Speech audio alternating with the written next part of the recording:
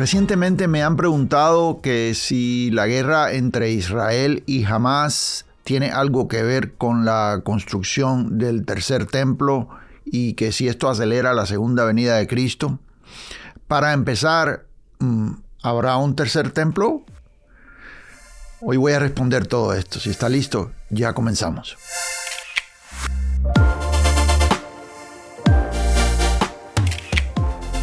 Doy la bienvenida a todos los que se reúnen con nosotros en esta hora para estudiar la palabra de Dios. Es una bendición estar todos juntos. Si usted es primera vez que está con nosotros, déjenos saber ahí en el chat o en los comentarios para darle la bienvenida correctamente. Para entrar en este tema, y este es un tema muy importante, muy interesante, pero muy importante. Yo siempre digo que hay temas que son emocionantes y hay temas que son importantes. Yo creo que este reúne todo. Y para entrar en el tema, quiero decirle que si no lo ha hecho, recuerde descargar la guía de estudio, que es totalmente gratis. Ahí usted la va a ver en pantalla. Y en la guía de estudio usted va a encontrar todos los textos bíblicos y las notas, los comentarios de lo que voy a estar enseñando hoy. Y yo sé que va a ser de edificación para su vida. Además de eso, en la guía de estudio usted también recibe una cantidad de recursos gratis, videos, estudios bíblicos, series que yo sé que son de edificación para su vida. Entrando en el tema que se titula La guerra y el tercer templo. Esto viene a raíz de preguntas que nos han llegado. Mire, nos han llegado una cantidad de preguntas relacionadas con lo que está sucediendo en Israel, con esta guerra que comenzó el 7 de octubre, cuando Hamás, el grupo o el ejército, no sé cómo se diría mejor, que es calificado como terrorista por parte de Israel y algunas naciones en Europa, atacó a Israel. Ustedes ya saben lo que sucedió. Y mataron más de 1,200 personas y bueno, hay acusaciones y hay denuncias de cosas horribles, cosas terribles que sucedieron sobre los que vivían cerca de lo que es el estrecho de Gaza, pero en la parte todavía de lo que es el territorio de Israel. Y el contraataque, de la manera en que Israel respondió y cómo ha surgido esta guerra. Y muchos han preguntado, bueno, ¿qué sucede?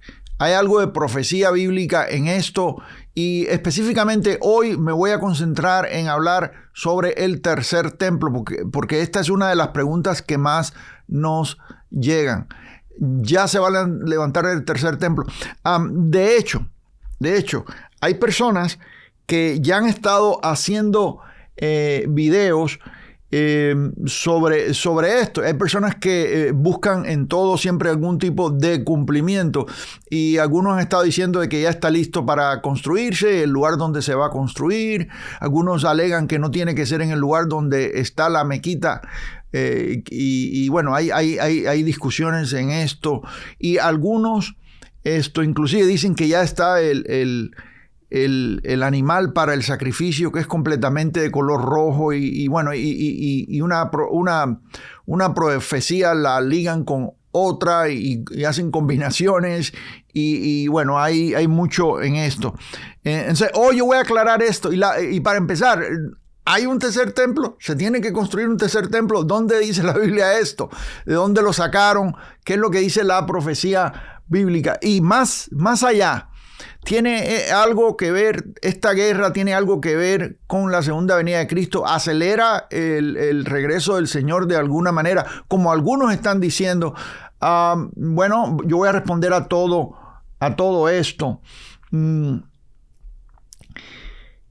Hay algo que yo ya he hablado con usted antes y esto lo tengo en otros estudios acá en el canal. De hecho, hoy le voy a dejar acá algunos materiales gratis que yo sé que van a edificar su vida y van a extender más su estudio en este tema. Pero yo he hablado ya antes de lo que se conoce, lo que se llama en círculos teológicos como la escatología de los periódicos.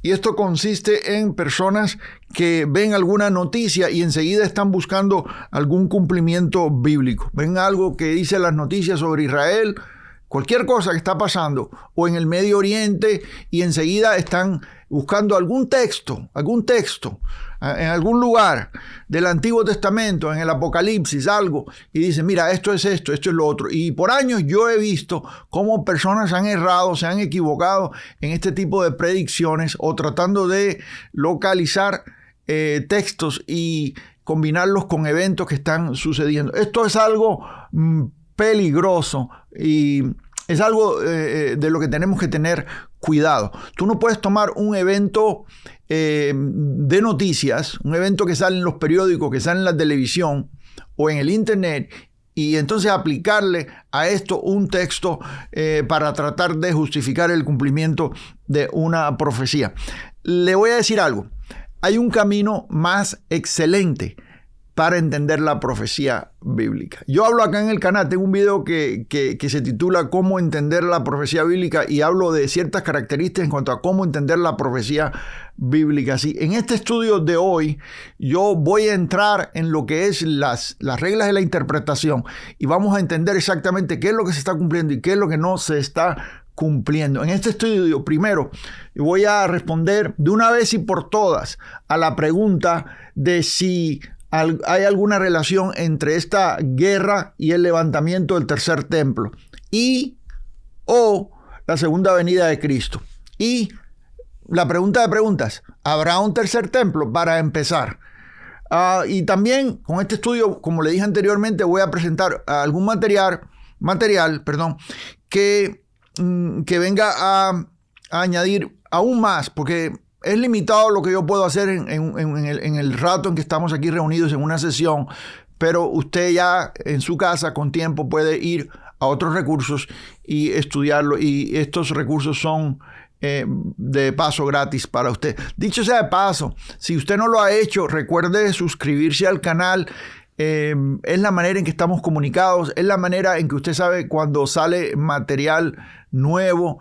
Y si usted se ha dado cuenta, recientemente hemos estado publicando más cosas, hemos estado publicando algunos videos un poco más cortos, y no estoy hablando de los shorts, esos salen diariamente sale un short, pero que es un concepto en menos de un minuto, pero estamos publicando videos de 3, 4 minutos y lo estamos haciendo con más periódicamente. Más los estudios bíblicos que son más largos. Y bueno, para aquellos que aman el alimento sólido es donde nosotros podemos profundizar un poquito más. Aunque yo no profundizo demasiado en estos estudios bíblicos, yo trato de tomar conceptos que son un poco difíciles de entender y simplificarlos para que todos, incluyendo a los nuevos creyentes, puedan entender exactamente lo que está escrito. Si alguien quiere profundizar aún más, ahí tenemos nosotros material en nuestro sitio japerez.com. Usted puede encontrar ahí una cantidad de recursos, material, inclusive los cursos para aquellos que se están preparando para servir a Dios, para el ministerio. Usted puede encontrar ahí los cursos para poder crecer aún más. Son cursos certificados por el instituto y usted puede crecer más aún con eso. En escatología, si usted quiere profundizar más en la escatología, también tenemos un curso que se titula Escatología, la doctrina del futuro, que es y es parte de teología sistemática para Latinoamérica. Y este libro es parte del curso, viene el curso con el libro y usted también lo puede obtener. El libro, si usted quiere el libro solo, lo puede usted obtener ahí en Amazon. Por ahí le puedo dejar el enlace también, sí. Vamos a los que promueven esta idea, la idea de que se va a levantar un tercer templo y que esto tiene que ver con lo que está pasando en este momento en Israel. Los que promueven esta idea dicen que es necesario que se levante este tercer templo. Para ellos es una necesidad de que el templo se levante para que ocurran las cosas que tienen que ocurrir después del rapto. Porque ellos creen, esta escuela, que es la escuela premilenialista, dispensacionalista, que es popular hoy en día en Latinoamérica, es la más grande. Sin embargo, es una escuela bastante nueva. Yo lo he dicho ya repetidas veces en este canal.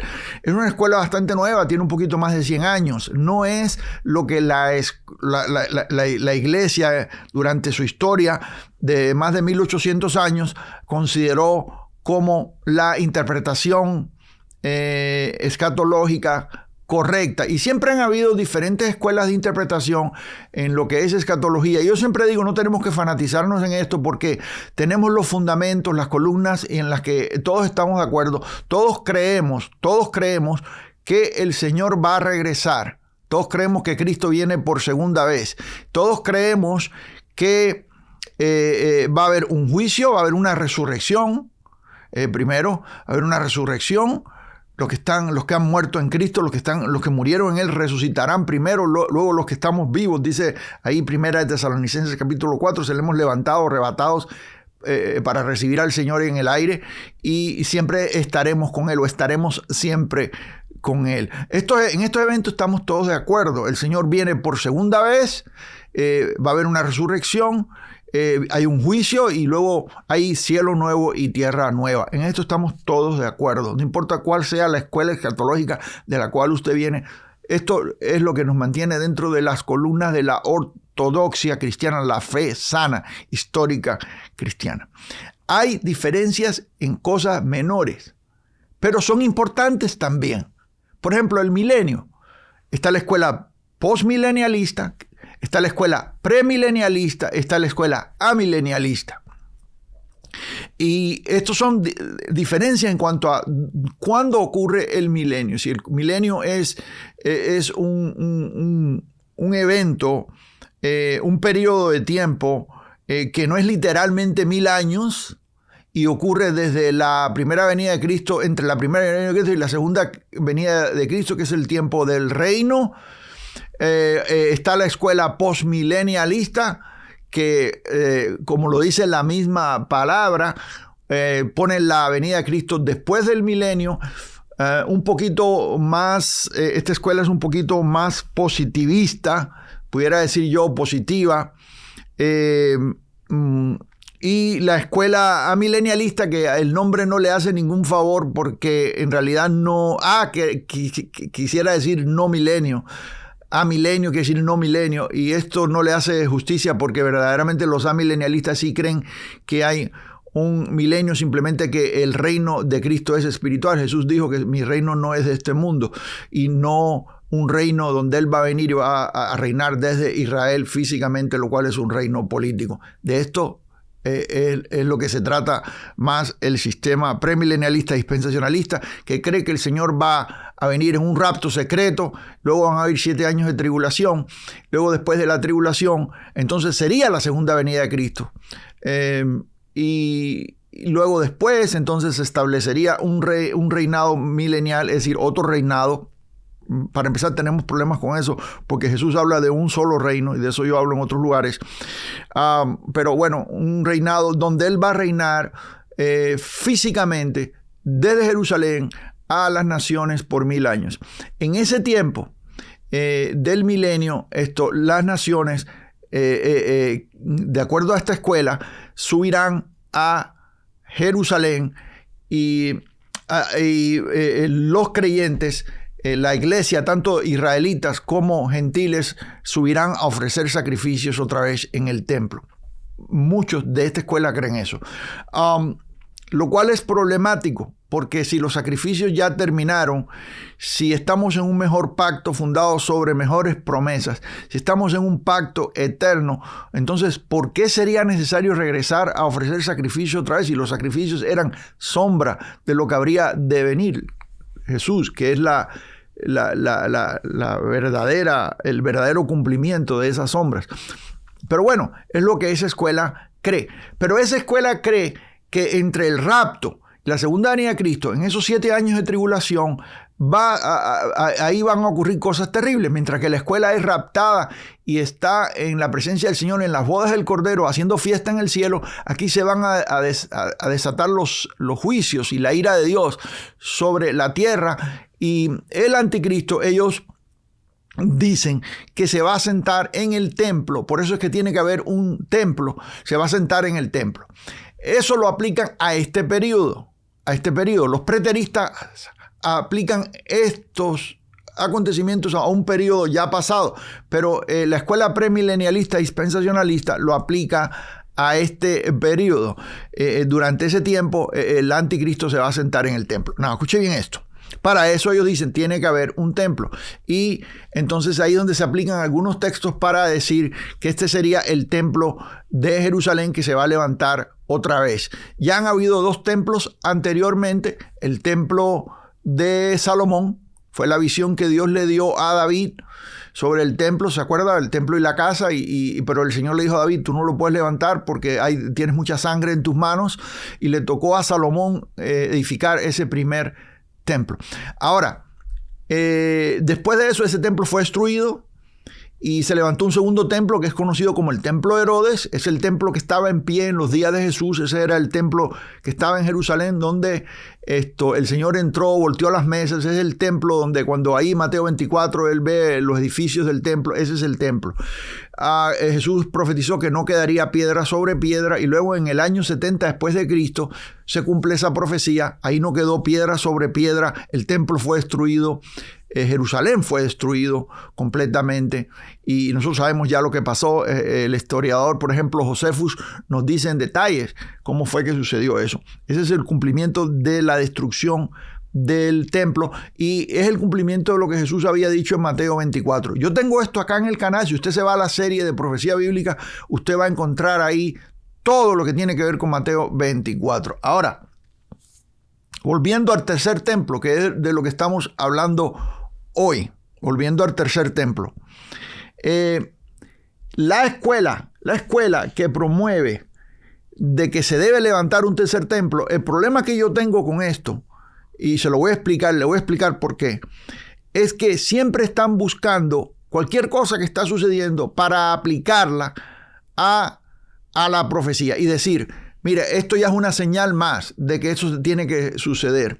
Y otra cosa es que la edificación del tercer templo aparece como un requisito para que se cumplan las otras profecías.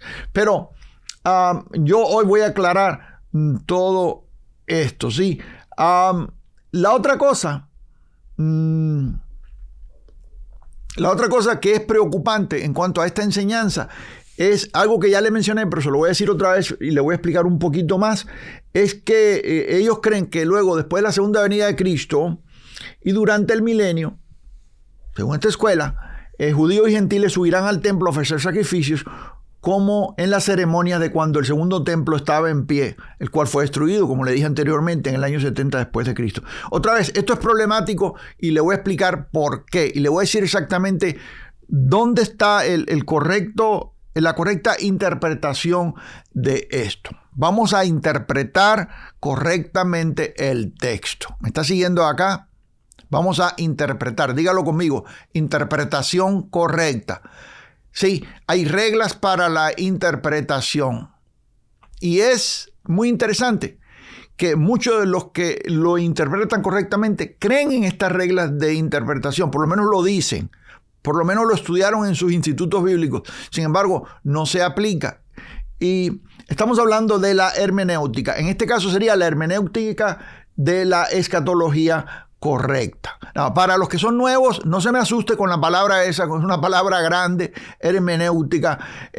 Simplemente quiere decir, es un significado sencillo, quiere decir el estudio de los principios y métodos de la interpretación del texto bíblico. Esto es lo que es la hermenéutica. Es simplemente principios y métodos para la interpretación correcta. El significado más largo o más general en cuanto a la palabra hermenéutica aquí dice la palabra hermenéutica se refiere, y aquí yo le pongo la nota de dónde saco esto. La palabra hermenéutica se refiere al arte de interpretar textos, esto es en general, bien sean de carácter sagrado, filosófico o literario. A través de la hermenéutica se pretende encontrar el verdadero significado de las palabras, tanto escritas como verbales. Esto es hermenéutica en general. Pero como le dije anteriormente, la hermenéutica bíblica es en realidad los principios y métodos para la interpretación correcta de la Biblia. Y entonces tenemos un principio que es cardinal. Es un principio clave. Grábese este bien. Este es importantísimo. ¿Sí? Y es que el cumplimiento de la esperanza profética de Israel, expresada en el Antiguo Testamento, es encontrado en la persona y trabajo de Jesucristo. En otras palabras, todo se une en Cristo y la iglesia. Esas profecías que nosotros vemos, esas profecías, esas sombras, esos símbolos que nosotros vemos en el Antiguo Testamento, luego encuentran un cumplimiento en Cristo y la iglesia en el Nuevo Testamento. Esto es importantísimo, porque entonces vamos a entender qué significa el templo en el Antiguo Testamento. ¿Para qué fue creado el templo? ¿Para qué fue levantado el templo? ¿Cuál es el cumplimiento de lo que es el templo hoy en la realidad misma de las cosas? Y entonces llegar a la respuesta de a la pregunta de ¿se necesita un tercer templo o habrá un tercer templo? ¿O en realidad ya es algo que no se necesita? Todo esto va enlazado a este principio cardinal de la interpretación bíblica. ¿Sí? Si usted se va conmigo a Efesios, vamos a entrar a los textos. Venga conmigo a Efesios capítulo 1. Vamos a leer el verso 9 y el verso 10 para entender cómo es que la esperanza profética de Israel, que es expresada en el Antiguo Testamento, es encontrada en la persona de Cristo, en el trabajo de Jesucristo, y cómo todo se une en Cristo y la iglesia. Vamos a empezar por aquí, entonces vamos a ir al templo en el Antiguo Pacto, en el Antiguo Testamento, a ver qué significaba, para qué fue levantado y hasta cuándo debería de existir. Sí. Efesios capítulo 1, verso 9 y 10 dice: dándonos a conocer el misterio de su voluntad según su beneplácito, el cual se había propuesto en sí mismo de reunir todas las cosas en Cristo. Note esto, reunir, dígalo conmigo, reunir todas las cosas en Cristo, en la dispensación del cumplimiento de los tiempos, así las que están en los cielos como las que están en la tierra. Todo se reúne en Cristo, o se une en Cristo, para que me entienda bien. Voy a poner un ejemplo de esto. Si se le hace un poquito difícil, si se le enreda un poco, yo voy a ir simplificando las cosas para que todos podamos entender bien. Yo sé que algunos de ustedes ya son avanzados y no necesitan la explicación, pero vamos a tener un poquito de paciencia con los hermanitos que son nuevos en Cristo, que ellos puedan ir entendiendo todo, cada uno a su paso, ¿sí? Vamos al ejemplo del templo. En el Antiguo Testamento se necesitaba un templo o tabernáculo donde habitara la gloria de Dios. Esto era necesario. Cristo no había venido. Cristo es la imagen del Dios invisible. Cristo es Dios en la tierra. Pero esto no ha sucedido todavía. En el Antiguo Testamento Dios necesita expresarse y estar y habitar dentro y en medio de su pueblo. Y Dios escoge hacerlo por medio del tabernáculo o el templo. ¿Sí? Si usted se va conmigo a Éxodos, capítulo 25, verso 8, dice: y harán un santuario para mí y habitaré en medio de ellos. Ahí está, cuando Dios le entrega a Moisés todos los mandamientos, todos los mandatos, Dios le dice: tienen que hacer un tabernáculo. Y esto es para yo poder estar en medio de ellos. En Éxodo 33, verso 9, dice: cuando Moisés entraba en el tabernáculo, y los que no saben lo que es un tabernáculo, es simplemente una tienda, una carpa, Y Dios le dio a Moisés las medidas específicas de cómo quería que fuera el tabernáculo. El tabernáculo estaba dividido en 3 partes: el lugar, el atrio, que es decir, el patio, la entrada, luego el lugar santo y luego el lugar santísimo, donde podía entrar el sacerdote una vez al año para ofrecer sacrificio por los pecados del pueblo entero. Esto era temporal. Al año siguiente tenía que hacer lo mismo otra vez. Como dice el libro de Hebreos, tenían que repetirse los mismos sacrificios que no pueden perfeccionar en cuanto a la conciencia a los que practican ese culto, dice el texto, así dice. Quiere decir que los que practicaban ese culto, no podían limpiar la conciencia completamente, simplemente podían cubrir los pecados por un periodo de tiempo, pero eso se vencía, se expiraba y luego al otro año tenían que subir otra vez. Dice Hebreos, pero estando ya presente Cristo, fíjese lo que dice, estando ya presente Cristo, por el tabernáculo no hecho de carne, se presentó una sola vez y para siempre, para ofrecer por los pecados de muchos. Una sola vez y para siempre. Que sí, que el sacrificio de Cristo es el último. Es completo, es perfecto, es el que quita el pecado. Para esto apareció el Señor. El mismo Juan el Bautista dijo, este es el Cordero de Dios que quita el pecado. Hebreo dice para quitar los pecados, dice quitar. Quiere decir que el antiguo sacrificio no podía quitar los pecados. El sacrificio perfecto de Cristo puede quitar los pecados. El antiguo sacrificio podía cubrirlos, taparlos, pero no los podía quitar, ¿sí? Y esa es la diferencia y tenemos que tener eso bien presente para entonces entender todo lo otro, ¿sí? Bueno, dice aquí, cuando Moisés entraba en el tabernáculo, la columna de nube descendía y se ponía a la puerta del tabernáculo y Jehová hablaba con Moisés. Era lugar de reunión entre Moisés y el Señor. Éxodo 40:34 dice, entonces una nube cubrió el tabernáculo de reunión y la gloria de Jehová llenó el tabernáculo. ¿Se da cuenta? Era donde Dios hablaba con Moisés, era donde la gloria de Dios se mostraba, donde descendía y llenaba el tabernáculo. Dice Levítico 9:23, y entraron Moisés y Aarón en el tabernáculo de reunión y salieron y bendijeron al pueblo y la gloria de Jehová se apareció a todo el pueblo. Era donde el Señor llegaba y se le aparecía al pueblo en el tabernáculo de reunión. En otras palabras, era como un templo de tela o de lona o de pieles.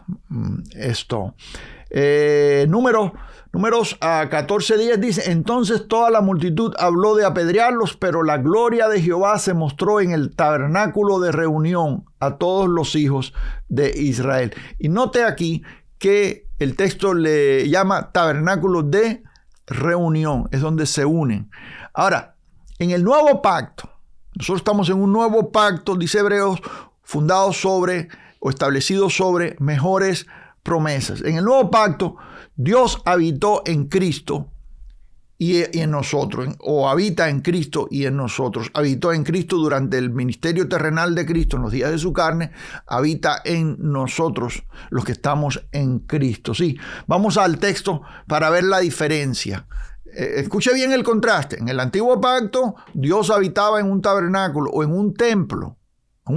Primero fue de pieles y lonas y luego después fue de bloque, de piedra. Vamos acá. En el nuevo pacto Dios habita en Cristo y en nosotros. Juan 1:14 dice, y aquel verbo fue hecho carne y habitó entre nosotros. En el antiguo pacto habitaba entre el pueblo en el tabernáculo, pero mire cómo habita en nosotros en el nuevo pacto. Dice, y habitó entre nosotros y vimos su gloria. ¿Dónde estaba la gloria anteriormente? ¿Se acuerdan lo que leímos? Estaba en el tabernáculo de reunión. Ahí es donde se presentaba, donde se mostraba la gloria de Dios. En el nuevo pacto, cuando Cristo viene, aquí las cosas cambian. Sí, fue hecho carne, habitó entre nosotros y vimos su gloria como del unigénito del Padre, lleno de gracia y de verdad. ¿Dónde está la gloria de Dios en el nuevo, al venir Cristo? ¿Dónde está? Está en Cristo. La gloria de Dios está en Cristo. ¿Sí? Dice Colosenses capítulo 1, verso 19, por cuanto agradó al Padre que en Él, hablando de Cristo, en Él habitase toda plenitud. En Cristo habitase toda plenitud. Quiere decir que Dios, el Señor, el creador de los cielos y la tierra, vino a habitar con el pueblo en el tabernáculo, pero venido Cristo, habitó en Cristo en toda su plenitud. ¿Me está siguiendo acá? Los que estamos en Cristo somos el templo de Dios. Escuche bien, en el antiguo pacto, Dios no habitaba dentro de los creyentes. Habitaba en el tabernáculo o en el templo. En el nuevo pacto, Dios habita dentro de nosotros. Nosotros somos el templo. Dígalo ahí en el chat, dígalo en los comentarios. Nosotros somos el templo. Los que están ahí en el chat, en vivo, recuerde, ayúdenos a compartir este estudio bíblico con sus contactos, con sus amigos en las redes sociales. Siempre esto nos ayuda mucho para que la palabra corra y sea glorificada, así para que otros oigan así. Entonces, los que estamos en Cristo somos el templo de Dios. Vamos al texto. 1 Corintios capítulo 3, voy a leer 16 y 17 y lo sigo haciendo en la Reina Valera 1960. ¿No sabéis que sois el templo de Dios o que sois templo de Dios y que el Espíritu de Dios mora en vosotros? Si alguno destruyera el templo de Dios, Dios le destruirá a él, porque el templo de Dios, el cual sois vosotros, santo es. Tú eres el templo de Dios. El Señor habita en ti. ¿Me estás siguiendo acá? Tú eres el templo.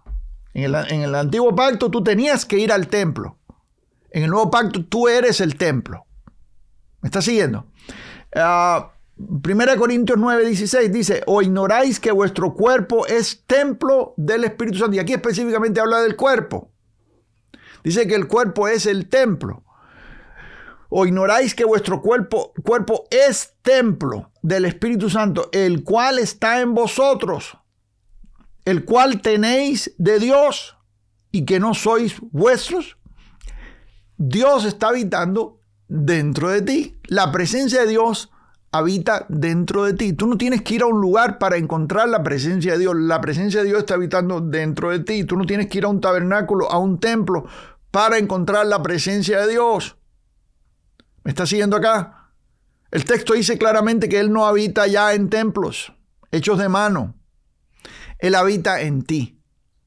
¿Sí? La gloria de Dios está en ti, dentro de ti, que eres creyente. Si no eres un creyente en Cristo, primero necesitas venir a Cristo, por supuesto. Y yo estoy en este momento hablando a creyentes. Si tú no le conoces, si tú no tienes una relación con el Señor, tú puedes venir a Él hoy y conocerle y tener una relación con Él. ¿Sí? De eso yo hablo exactamente acá en el canal y tengo ahí abajo un enlace en la descripción y usted puede inclusive entender cómo venir a Cristo y ahí inclusive le doy un librito gratis con todo lo que usted necesita saber. En la iglesia como cuerpo de Cristo. Entonces, el Señor habitó en Jesús, habita en nosotros. Y vamos a ver en la iglesia, corporativamente hablando, la cual es el cuerpo de Cristo. Efesios 2, 21 dice, en quien todo el edificio, bien coordinado, va creciendo para ser un templo santo en el Señor. Quiere decir que el Señor habita en el creyente personalmente, individualmente, pero también habita en la iglesia, que es el cuerpo de Cristo, es decir, en el conjunto de los santos, corporativamente, que somos nosotros el edificio de Dios, ¿sí? Para hacer un templo. Entonces, en conjunto somos también un templo donde el Señor habita con su pueblo, ¿sí? Entonces, aquí vemos el cumplimiento de la sombra antigua en la realidad presente. Note la diferencia, note el contraste. La sombra antigua y la realidad presente. ¿Sí? Vamos a ver esto. Segunda de Corintios capítulo 6, verso 16 dice, ¿Y qué acuerdo hay entre el templo de Dios y los ídolos? Porque vosotros sois el templo del Dios viviente. Como Dios dijo, habitaré y andaré entre ellos, y seré su Dios, y ellos serán mi pueblo. Ya estaba profetizado, es el anhelo de Dios, habitar entre nosotros. Dice aquí, entre ellos. Pero note que el templo dice, vosotros sois el templo del Dios viviente. O sea, estaba profetizado que en el futuro, en el cumplimiento de las cosas, en el nuevo pacto, el plan de Dios era venir y habitar en nosotros, y serán mi pueblo. Dice Hebreos 9, y preste mucha atención a Hebreos 9, porque esto viene a cerrar bien la idea. Hebreos 9, 11 y 12 dice, pero estando ya presente Cristo, sumo sacerdote de los bienes venideros, por el más amplio y más perfecto tabernáculo. Ya no es el tabernáculo aquel, hecho de material, allá en el Antiguo Testamento, allá en el Éxodo, en los días de Moisés. Ya no es ese, ¿sí? Ahora este es otro tabernáculo, es el tabernáculo más perfecto, dice, por el más amplio y más perfecto tabernáculo, no hecho de manos. En el antiguo pacto el tabernáculo era hecho de manos, era hecho por hombres. Este no, este es hecho por Dios, no hecho de manos, es decir, no de esta creación, y no por sangre de machos cabríos ni de becerros, sino por su propia sangre. Entró una vez para siempre en el lugar santísimo, habiendo obtenido eterna redención. Por eso es que el tabernáculo antiguo era simplemente una sombra, un tipo, ¿sí?, de lo que habría de venir. Y cuando entraba el sacerdote, el sumo sacerdote, al lugar santísimo, ahí ofrecía, como dije anteriormente, por los pecados del pueblo. Cristo entró una vez y para siempre. Diga conmigo, una vez y para siempre. Ya esto no se tiene que repetir. No se necesitan más sacrificios. Dígalo conmigo.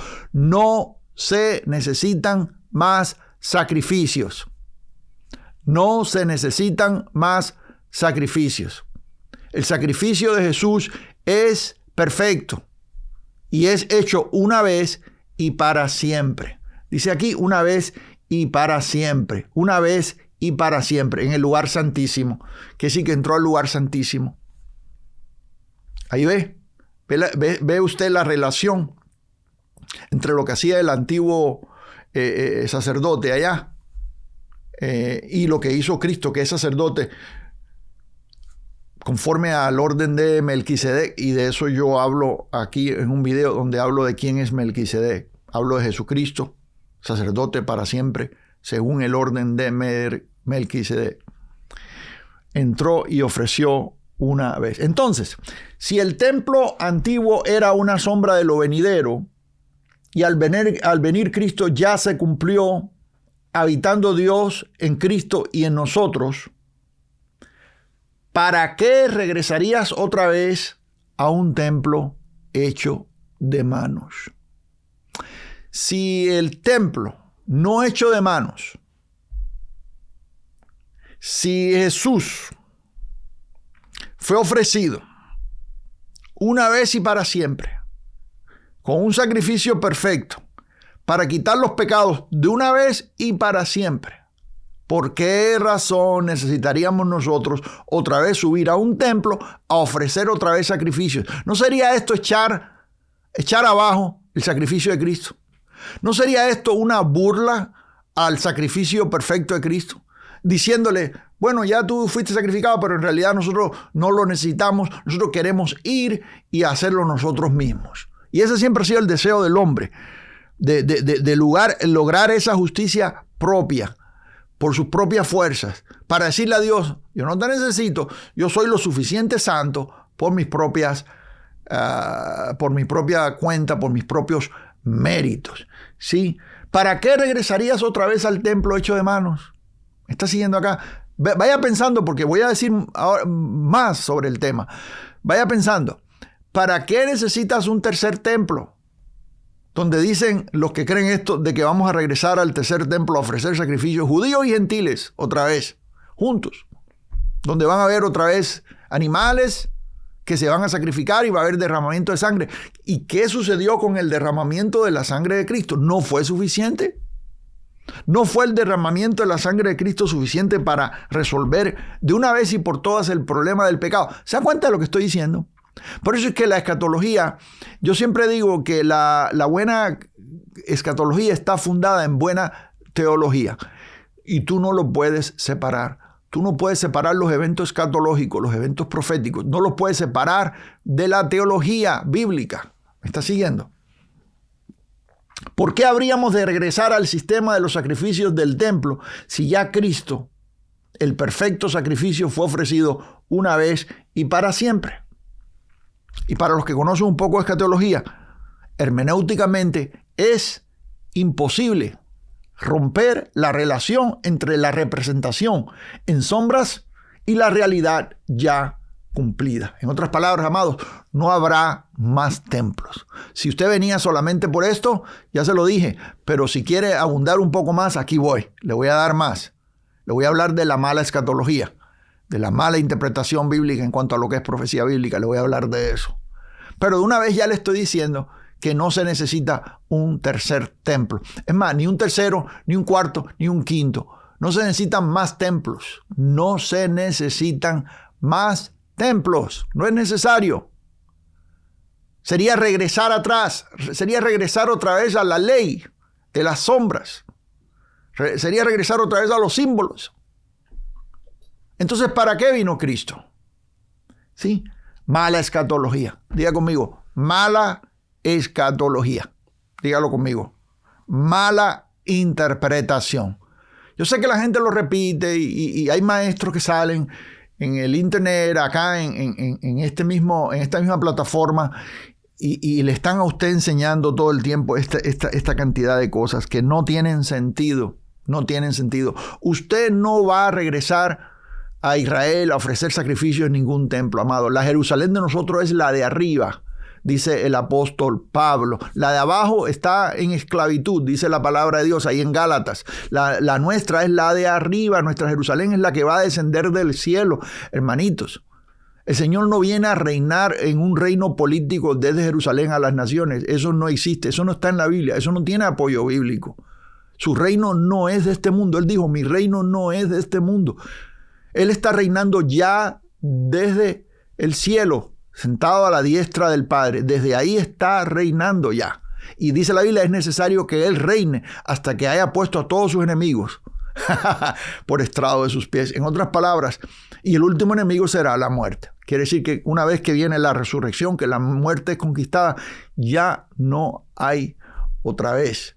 No hay que repetir otra vez esto. Entonces, hay una confusión tremenda en ese sistema premilenialista dispensacionalista. Yo me atrevo a hablar porque yo he sido libre, pero hay gente que lo cree. Hay hermanos, hay pastores que lo creen y me dicen, yo exactamente entiendo lo que usted está diciendo, pero tienen miedo porque ir en contra de ese sistema se ha enraizado tanto hoy en día, aún en denominaciones, que lo dan como un hecho. Y esto fue porque aquel famoso Scofield tomó la enseñanza aquella de Darby, que fueron los fundadores del premilenialismo dispensacionalista, lo que es el dispensacionalismo.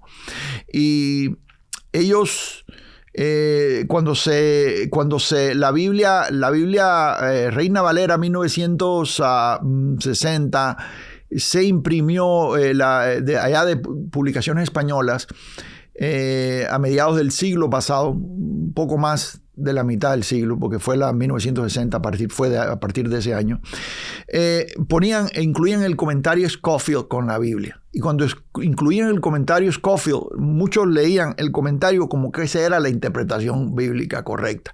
Y se imprimieron tantas Biblias en Latinoamérica, de la Reina Valera 1960, con el comentario Scofield. Le decían la Biblia Scofield, que la gente, algunos estaban leyendo el comentario sin leer la Biblia. Verdaderamente, sí.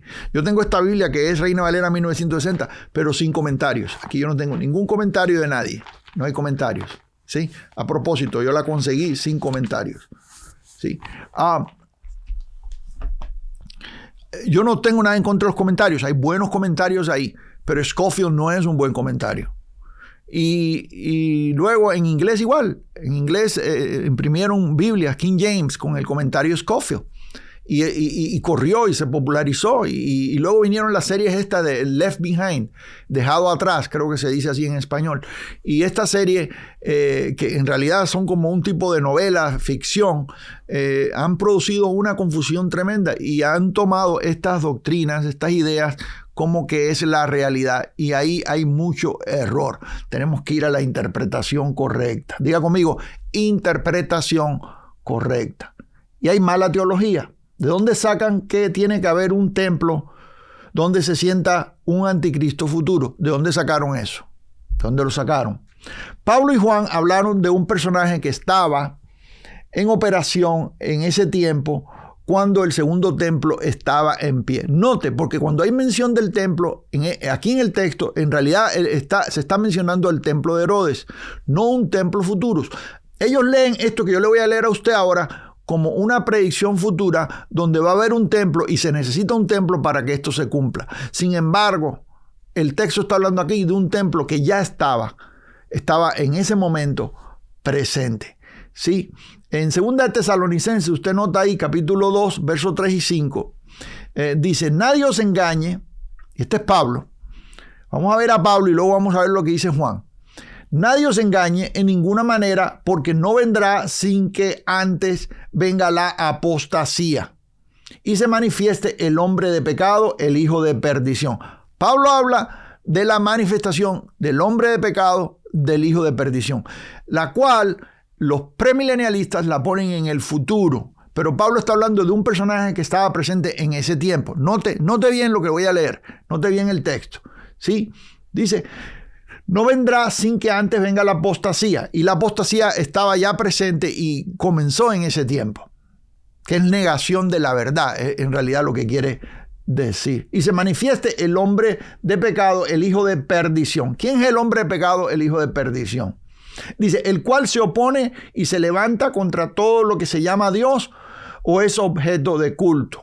Tanto que se sienta en el templo de Dios como Dios, haciéndose pasar por Dios. ¿No os acordáis que cuando yo estaba todavía con vosotros os decía esto? Hijitos, ya es... Vamos primero vamos a digerir esto primero y luego vamos a entrar en Juan. Vamos a digerir esto primero. Tendría que venir la apostasía, tendría que manifestarse el hijo de pecado, el hijo de perdición, el hombre de pecado, el hijo de perdición, que se opone contra todo lo que es Dios, que es objeto, dice, lo que se llama Dios o es objeto de culto, tanto que se sienta en el templo de Dios. Ahí está, en el templo de Dios, está la mención del templo. ¿De cuál templo? ¿De cuál templo? ¿Sí? Esto es algo que Juan nos dice cuándo sucede. Primera de Juan, capítulo 2, verso 18, dice, hijitos, ya es el último tiempo. Noten lo que dice Juan, amado. Nosotros estamos diciéndole a la gente que es el último tiempo. Usted oye hablar al predicador, hermano, ya estamos en el último tiempo. Este es el último tiempo. No, hermanitos.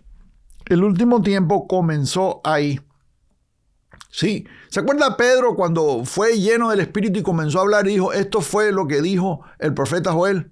En los postreros tiempos, dice Dios, derramaré mi espíritu sobre toda carne. ¿Se acuerda cuando Pedro mencionó a Joel ahí en la predicación que hizo al principio, en la fundación de la iglesia, ahí en el Pentecostés? El discurso famoso de Pedro.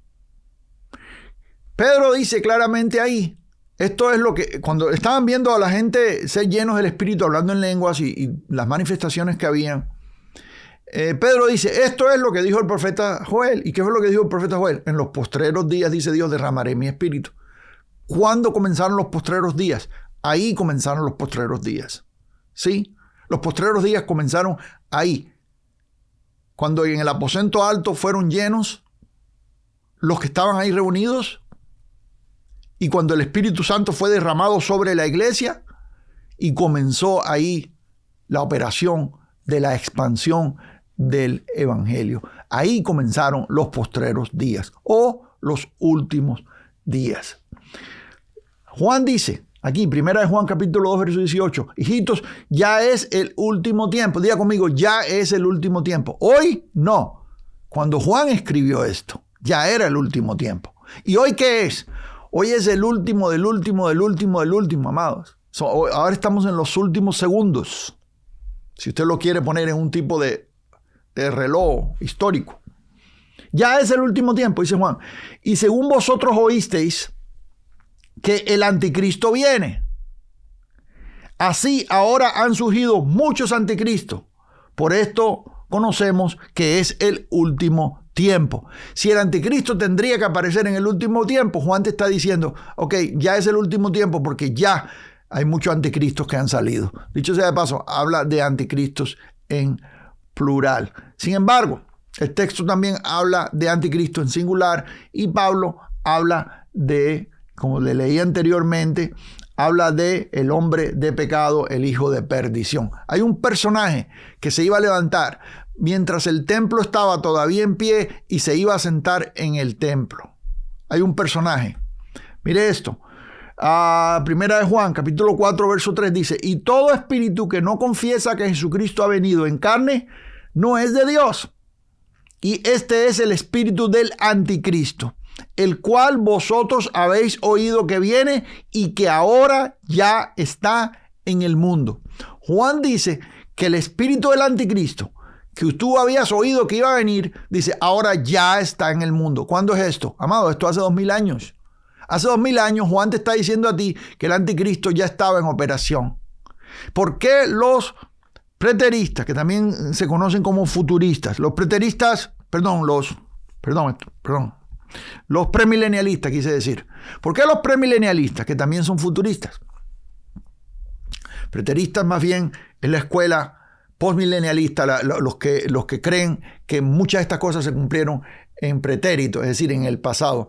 No los preteristas totales. Hay error en los preteristas totales. Yo no voy a entrar en eso hoy. Eso yo lo explico acá en Escatología, la doctrina del futuro. Aquí lo explico en detalles.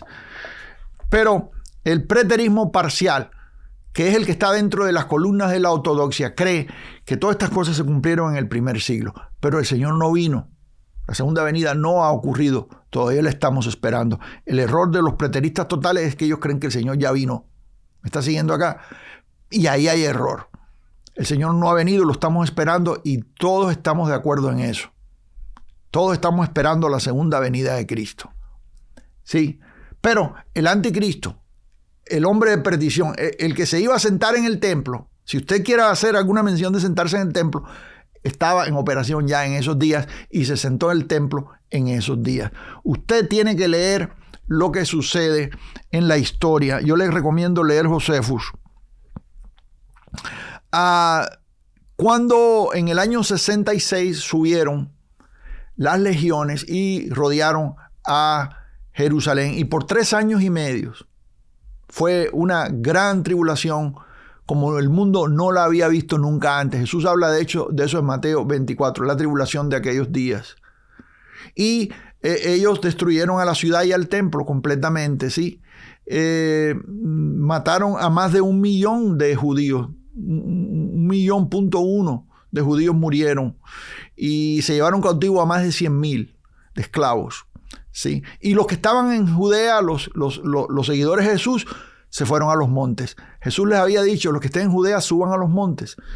Hoy en día hay predicadores diciendo desde la iglesia, hermano, los que estén suban a los montes, porque aplicando esas cosas como que se van a cumplir en el futuro, cuando Jesús está hablando de lo que iba a suceder antes de la destrucción del templo, para que no quedara ahí piedra sobre piedra. Respondiendo a la pregunta que está al principio del capítulo en Mateo 24. ¿Cuándo serán estas cosas? ¿Cuáles cosas? Jesús había dicho, cuando habían salido y estaban viendo los edificios del templo, dijo, aquí no quedará piedra sobre piedra. Ellos dijeron, ¿cuándo serán estas cosas? ¿Cuándo es que no va a quedar piedra sobre piedra? Y él dijo, mira que nadie os engañen, porque no sucederá sin que primero se cumplan estas cosas. Y empezó a decir el Señor una por una las cosas que se habrían de cumplir.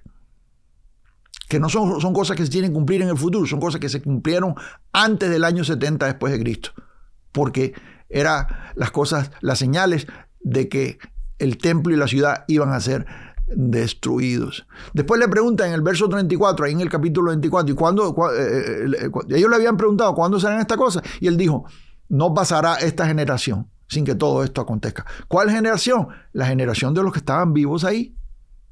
Dice una traducción, antes que mueran todos los que están aquí. Cosa tan tremenda esa. Eso se cumplió. Ese anticristo, ese personaje ya se sentó en el templo. Eso sucedió cuando el templo estaba en pie, cuando fue la toma del templo de Jerusalén y fue destruido. Y esto sucede en los días que escribe ahí el apóstol Pablo, que escribe Juan también, y fue en esa época, en el primer siglo. ¿Me está siguiendo acá? Entonces, decir o usar este texto para decir que se va a levantar un tercer templo donde se va a sentar el anticristo, porque ellos están hablando de un anticristo futuro, entonces ahí es donde viene la confusión. Pero ya le dije a usted que eso está en pasado. Entonces no hay necesidad de tercer templo. Amados, no hay necesidad de tercer templo. ¿Sabe usted por qué no hay necesidad de tercer templo? Porque nosotros somos el templo y nosotros somos el último templo. El Señor habita en nosotros. Nosotros somos el templo del Espíritu Santo. Ya no se van a levantar más templos porque no se necesitan más sombras. No se necesitan más tipos. Porque ya estamos viviendo en la imagen misma de las cosas. Estamos viviendo en una realidad, no en un símbolo. ¿Me está siguiendo? Y esto es... Yo tengo bastante material sobre esto. Bastante material sobre esto. Yo le voy a incluir en la descripción algunos enlaces para material auxiliar que yo sé que le va a ayudar a usted. Tengo un video que se titula No habrá tercer templo, el futuro de Israel. Y ahí le voy a dejar en la descripción el enlace al video. Tengo otro video que tengo inclusive el libro, la guía de estudio gratis que se titula No habrá tercer templo. Se la quiero regalar también. Ahí está. Es totalmente gratis, ¿sí? Y también tengo un video acá en el canal que se titula El Anticristo, una persona futura o un sistema. ¿Quién es el anticristo? Ahí hablo del anticristo, ¿sí? Y ya le hablé de este libro. No se me vaya todavía, porque quiero hablar un poquito sobre la segunda venida de Cristo y la guerra de Israel. No se me vaya. Pero aquí tengo este libro, Escatología, la doctrina del futuro, y donde hablo bastante, y usted lo puede encontrar en librerías, lo puede encontrar por ahí. Aquí le voy a dejar un enlace también para el curso. Hay un curso que viene con esto también. En cuanto a la hermenéutica, este es material que yo estoy poniendo en sus manos, hermanos. Queremos edificar su vida, amados. Queremos edificar su vida. Sí. En cuanto a interpretación bíblica, si usted quiere aprender a estudiar la Biblia, si usted quiere aprender a interpretar correctamente, empiece por aquí. Y esto es gratis también. Las bases para el estudio bíblico y el servicio a Dios. Cómo estudiar la Biblia para crecer y servir mejor a otros. Este libro es gratis, es a todo color, y aquí le doy 7 capítulos, pero hay aquí una cantidad de material también, amados, que viene incluido en el libro, inclusive otras guías de estudios, series de estudios y mucho material que puede edificar su vida y es gratis. Pero también aquí hay información sobre los cursos que pueden edificar su vida, sobre la comunidad. Se lo voy a dejar ahí en la descripción. Si usted no lo tiene, consígalo. Y también a la vez ya tiene acceso a todas las otras cosas en cuanto lo descargue. En cuanto a la segunda venida de Cristo.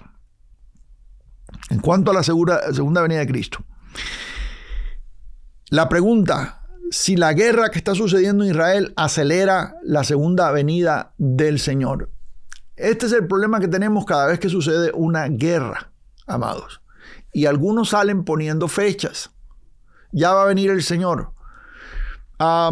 Y algunos están citando guerras que el Señor citó, por ejemplo, ahí en Mateo 24. Guerras y rumores de guerra. Cuando, como le dije anteriormente, Mateo 24 está hablando de lo que vendría antes de la destrucción del templo en Jerusalén y no aplica a nosotros. Habiéndole dicho esto, entonces es claro de que en realidad esta es una guerra más. Esta guerra no necesariamente es una señal directa de que el Señor viene en estos días, o que viene el próximo mes, o que viene el próximo año. Entonces la gente que están poniendo fechas y prediciendo que en el 2024 tienen un problema grave, ustedes tienen que tener cuidado con la gente que anda poniendo fecha. ¿Viene el Señor por segunda vez? Sí. Amén. El Señor viene por segunda vez, pero el Señor puede venir sin que ninguna otra cosa acontezca. El Señor puede venir hoy, o en este momento se pueden juntar las naciones contra Israel, todas las naciones contra Israel, y puede dar entrada a esta última guerra de la cual yo he hablado varias veces. Hay un video donde hablo, que creo que se titula Una sola guerra o algo así, donde hablo de Armagedón, hablo de Gog, Magog, los reyes del oriente y todos los que se reúnen alrededor de Israel, donde culmina esto con la segunda venida de Cristo. Yo hablo de eso bastante acá en el canal. Le voy a dejar todo eso ahí en la descripción y usted se da cuenta que, bueno, en general sí. Esta sumada a otra cantidad de guerras, sí, si Irán se une en este evento, que son los persas, si Rusia se une a este evento y los que vienen del norte, de las regiones de allá de los descendientes de Noé, es decir, Gog, Magog, del norte, entonces sí tenemos que prestar una tremenda atención. Sí tenemos que prestar atención a lo que está pasando, pero no. Específicamente esta guerra entre Israel y Hamás, usted no puede en este momento decir, ya este es el cumplimiento de la que ahora viene la segunda venida. Amado, la guerra antesala a la segunda venida es un evento mucho mayor. Y no es un evento entre dos naciones, es un evento entre muchas naciones contra Israel. Y eso se lo dejo ahí también en la descripción. Le dejo sobre todo eso para que usted lo estudie con más profundidad. ¿Sí? Si todo esto le bendice, amados, aquí le voy a dejar la serie de profecía bíblica. Y si no se ha suscrito al canal, hágalo acá. Bendigo sus vidas. Seguimos adelante.